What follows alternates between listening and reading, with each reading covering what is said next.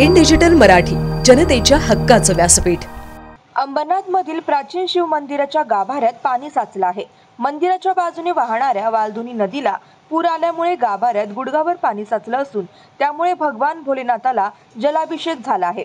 प्राचीन शिव मंदिराच्या गाभाऱ्यात पाणी शिरल्यामुळे भाविकांसाठी गाभारा बंद करण्यात आला असून गाभाऱ्यातील भगवान भोलेनाथाचा मुखवटा गाभाऱ्याच्या बाहेर काढून ठेवण्यात आला आहे।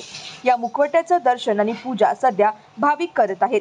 पाणी ओसरेपर्यंत कुणालाही गाभाऱ्यात प्रवेश दिला जाणार नसल्याचं पुजाऱ्यांनी सांगितलं आहे। दरवर्षी मोठा पाऊस झाल्यानंतर वालधुनी नदीचा प्रवाह वाढत असल्यामुळे प्राचीन शिव मंदिराच्या गाभाऱ्यात अशा प्रकारे पाणी साचून भगवान भोलेनाथाला जलाभिषेक होत असतो।